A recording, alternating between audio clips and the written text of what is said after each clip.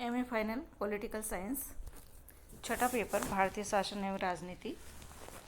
आज का हमारा टॉपिक है, हमारी यूनिट जो है उसमें आज का हमारा टॉपिक है भारतीय राष्ट्रपति निर्वाचन पद्धति।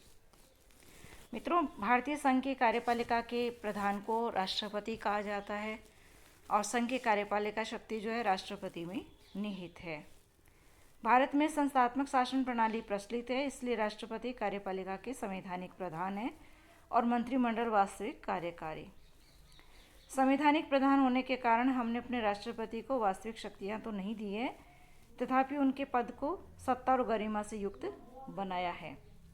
वे राज्य के शक्तिशाली शासक होने की अपेक्षा भारतीय राज्य की एकता के प्रतीक है। सही मायनों में तो मित्रों उनका पद गौरव, गरिमा और प्रतिष्ठा का है। अब हम बात करते हैं भारत के राष्ट्रपति के निर्वाचन की।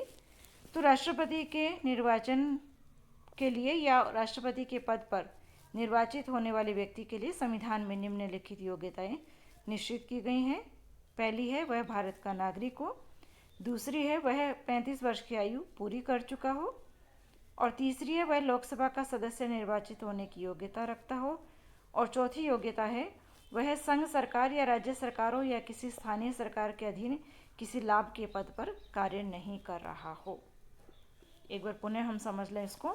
सबसे पहली बात आती है योग्यता में, वह भारत का नागरिक हो। दूसरी योग्यता है 35 वर्ष की आयु पूरी कर चुका हो। तीसरी योग्यता है वह लोकसभा का सदस्य निर्वाचित होने की योग्यता रखता हो। इसका तात्पर्य यह है कि वह जनता में लोकप्रिय होना चाहिए, या कह सकते हैं जनता का चिर परिचित होना चाहिए, क्योंकि यदि चिर परिचित होगा, लोकप्रिय होगा, तभी लोकसभा का चुनाव जीत पाएगा। तो ऐसी योग्यता, ऐसी क्षमता उसके अंदर होनी चाहिए। और चौथी योग्यता है वह संघ सरकार या राज्य सरकारों या किसी स्थानीय सरकार के अधीन किसी लाभ के पद पर कार्य नहीं कर रहा हो। जो भी लाभ के पद हैं उन पर कार्य नहीं कर रहा, और यदि कर रहा हो तो पहले उसे त्यागपत्र देना पड़ेगा। चुनाव लड़ने से पहले त्यागपत्र देना पड़ेगा। जब तक कोई व्यक्ति शासकीय पद पर आसीन है तो वह राष्ट्रपति पद के लिए चुनाव नहीं लड़ सकता। लेकिन यदि वह पहले से राष्ट्रपति है या उपराष्ट्रपति है या राज्यपाल है या मंत्री है राज्य सरकार या केंद्र सरकार का, तो उसके लिए त्यागपत्र देना आवश्यक नहीं है, क्योंकि ये पद जो है लाभ के पद नहीं माने जाते हैं। तो इस तरह से भारत का राष्ट्रपति निर्वाचित होने के लिए 4 योग्यताएं संविधान के द्वारा लिखी गई है। इसके साथ ही संविधान में लिखा गया है कि सबसे पहले 4 मार्च 1974 को संसद ने राष्ट्रपति तथा उपराष्ट्रपति का निर्वाचन संबंधी संशोधन विधेयक 1974 पारित किया था। 4 मार्च 1974 को संसद ने एक विधेयक पारित किया था जिसका नाम था राष्ट्रपति तथा उपराष्ट्रपति का निर्वाचन संबंधी संशोधन विधेयक। इसके अनुसार ऐसा किया गया कि जो व्यक्ति राष्ट्रपति पद का उम्मीदवार होगा उसे 2500 रुपये की जमानत दाखिल करनी होगी, यानी राशि जमा करानी होगी। राष्ट्रपति के निर्वाचक मंडल के 10 सदस्य उसके प्रस्तावक होंगे और 10 सदस्य अनुमोदन करेंगे। अब इसको आप समझ लें। राष्ट्रपति के निर्वाचक मंडल का तात्पर्य है कि राष्ट्रपति के निर्वाचन में जो भाग लेते हैं, यानी जो मतदान करते हैं, वो निर्वाचक मंडल कहलाता है। तो इसके लिए मैं बता दूं आपको, राष्ट्रपति के निर्वाचक मंडल में संसद के निर्वाचित सदस्य, साथ ही राज्य विधानमंडलों के निर्वाचित सदस्य भाग लेते हैं। तो चाहे वो सांसद हो, निर्वाचित सांसद हो, मनोनीत नहीं हो सकता, निर्वाचित सांसद हो या राज्य विधानमंडलों के निर्वाचित विधायक हो, वो जो है उनमें से 10 जो है उसके प्रस्तावक होंगे और 10 सदस्य ही उसका अनुमोदन करेंगे। इसका उद्देश्य ये था मित्रों कि जो अगंभीर प्रत्याशी है, यानी जो ऐसी हास परिहास में चुनाव लड़ना चाहते हैं, उन पर प्रतिबंध लगाया जाए। किंतु क्या हुआ, फिर भी बहुत सारे लोग जो है अगंभीर प्रत्याशी भी चुनाव में खड़े होते रहे हैं। इसलिए फिर पुनः 5 जून 1997 को देश के सर्वोच्च पदों को चुनाव के प्रति गंभीर प्रत्याशियों को हतोत्साहित करने के इरादे से एक महत्वपूर्ण अध्यादेश जारी किया गया 5 जून 1997 को। इसमें क्या हुआ, राष्ट्रपति पद के प्रत्याशी को अब 2500 रुपये की जगह 15,000 रुपये की जमानत राशि भरनी होगी, तथा उनके नाम के आवेदकों तथा अनुमोदकों की संख्या 10-10 की वर्तमान संख्या से बढ़ाकर 50-50 कर दी गई है। यानी अब क्या होगा, राष्ट्रपति पद के लिए जो प्रत्याशी बनना चाहता है उसे 15,000 रुपये की जमा राशि जमा करानी होती है और 50 जो निर्वाचक मंडल के सदस्य हैं वो उसके प्रस्तावक होने चाहिए और 50 ही उसके अनुमोदक होने चाहिए। इस तरह से जो गंभीर सदस्य हैं उनको हतोत्साहित करने का प्रयास किया गया है। अब आता है कार्यकाल। मित्रों, राष्ट्रपति का कार्यकाल 5 वर्ष निश्चित किया गया है, किंतु यदि मृत्यु हो जाती है, त्यागपत्र दे देते हैं अथवा महाभियोग द्वारा पद छोड़ना पड़ता है तो राष्ट्रपति का पद इस अवधि के अंतर्गत ही रिक्त जब हो जाता है तो नए राष्ट्रपति का चुनाव पुनः 5 वर्ष की संपूर्ण अवधि के लिए होता है। इसको ध्यान से सुने आप। मान लीजिए कोई राष्ट्रपति हैं, पद पर हैं, पद के दौरान ही यदि उनकी मृत्यु हो जाती है या वो स्वयं त्यागपत्र दे देते हैं या महाभियोग की प्रक्रिया के द्वारा उनको पद से हटाया जाता है, तो ऐसे में शेष बचा हुआ कार्यकाल नहीं बल्कि जो चुनाव होंगे, नए राष्ट्रपति के लिए जो चुनाव होंगे वो संपूर्ण 5 साल की अवधि के लिए होंगे। इस तरह से नया राष्ट्रपति 5 वर्ष की अवधि के लिए चुना जाएगा। और राष्ट्रपति का पद यदि रिक्त हो जाए तो रिक्त होने की तिथि से 6 माह से अधिक समय तक वो खाली नहीं रहना चाहिए, यानी 6 माह के अंदर अंदर उस पद को भर दिया जाना चाहिए। यानी नए राष्ट्रपति के चुनाव 6 माह के अंदर करवा लिए जाने चाहिए। पदावधि के समाप्त होने के उपरांत भी राष्ट्रपति अपने उत्तराधिकारी के पदारूढ़ होने तक पदासीन रहेंगे। मान लीजिए किसी राष्ट्रपति का कार्यकाल समाप्त हो रहा है और नए राष्ट्रपति की चुनाव प्रक्रिया भी पूरी नहीं हुई किसी कारण से, तो जब तक नए राष्ट्रपति पदारूढ़ नहीं होते हैं तब तक वो राष्ट्रपति पदासीन रहेंगे, भले ही उनकी पदावधि समाप्त हो गई हो। तो कार्यकाल है 5 वर्ष का। अब आता है उन्मुक्तियाँ, यानी उनको क्या क्या छूट मिली हुई है। इसमें है कि अपने कार्यों के लिए वे व्यक्तिगत रूप से उत्तरदायी नहीं है, अपने पद के कर्तव्यों एवं शक्तियों का प्रयोग करते हुए उसके संबंध में उनके विरुद्ध किसी न्यायालय में मुकदमा नहीं चलाया जा सकता और जब तक वह अपने पद पर आसीन है न्यायालय में उन पर कोई मुकदमा नहीं चलाया जा सकता और यदि उनके विरुद्ध कोई भी कार्यवाही की जाती है तो 2 माह का नोटिस देकर ही की जा सकती है। तो ये उनको कुछ छूट मिली हुई है, उन्मुक्तियाँ मिली हुई है। फिर है महाभियोग की प्रक्रिया। मित्रों, महाभियोग का अर्थ होता है कोई बड़ा आरोप लगाना और ये संविधान के अनुच्छेद 61 के अंतर्गत होता है। संविधान के अनुच्छेद 61 के अंतर्गत 61 के अंतर्गत यह उपबंधित किया गया है कि संविधान का उल्लंघन करने अथवा उसकी धाराओं के विरुद्ध आचरण करने पर राष्ट्रपति को महाभियोग द्वारा कार्यमुक्त किया जा सकता है। अब इसमें क्या होता है, महाभियोग की प्रक्रिया संसद के किसी भी सदन में प्रारंभ की जा सकती है, यानी लोकसभा या राज्यसभा, निम्न सदन या उच्च सदन, कहीं से भी इसको प्रारंभ किया जा सकता है। अभियोग लगाने के लिए अभियोग लगाने वाले सदन की समस्त संख्या के 1/4 सदस्यों के हस्ताक्षर होना आवश्यक है। मान लीजिए किसी सदन में महाभियोग की प्रक्रिया प्रारंभ की जा रही है, अभियोग लगाया जा रहा है, आरोप लगाया जा रहा है राष्ट्रपति पर, तो इस तरह से उस सदन की समस्त संख्या का 1/4 सदस्यों का हस्ताक्षर उस पर होना बहुत ज़रूरी है। मान लीजिए सदस्य संख्या 250 है तो उसका 1/4 हम कर लेंगे, तो इस तरह से उतने सदस्यों की हस्ताक्षर उस पर होना बहुत ज़रूरी है। इसी प्रकार इस प्रकार का संकल्प प्रस्तावित करने के पूर्व 14 दिन की स्पष्ट लिखित सूचना देना भी अनिवार्य है कि राष्ट्रपति के विरुद्ध महाभियोग लगाया जा रहा है। 14 दिन पूर्व ही नोटिस देना होता है और महाभियोग के प्रस्ताव को सदन की कुल सदस्य संख्या के कम से कम 2/3 सदस्यों के बहुमत द्वारा पारित होना चाहिए। यानी एक सदन यदि महाभियोग प्रस्ताव को अपने यहाँ चर्चा में लाता है तो वहाँ पर इसका कुल सदस्य संख्या के 2/3 सदस्यों के बहुमत द्वारा पारित होना जरूरी है। और मान लीजिए 2/3 बहुमत नहीं मिलता है तो वो वहीं प्रस्ताव निरस्त हो जाता है और यदि वहाँ से पारित हो जाता है तो दूसरे सदन में इसे विचारार्थ भेजा जाएगा और ये सदन क्या करेगा, महाभियोग के कारणों की जांच करेगा।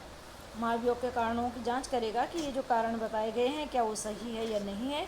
इस स्तर पर भी राष्ट्रपति को अधिकार है कि वह स्वयं उपस्थित होकर अपनी स्थिति को स्पष्ट करे और जांच के दौरान अपना प्रतिनिधि प्रस्तुत करे। यानी राष्ट्रपति को भी अपनी बात रखने का अधिकार होगा और इसके साथ साथ वो अपना एक प्रतिनिधि भी वहाँ प्रस्तुत कर सकता है जो जांच के दौरान वहाँ उपस्थित रह सकता है।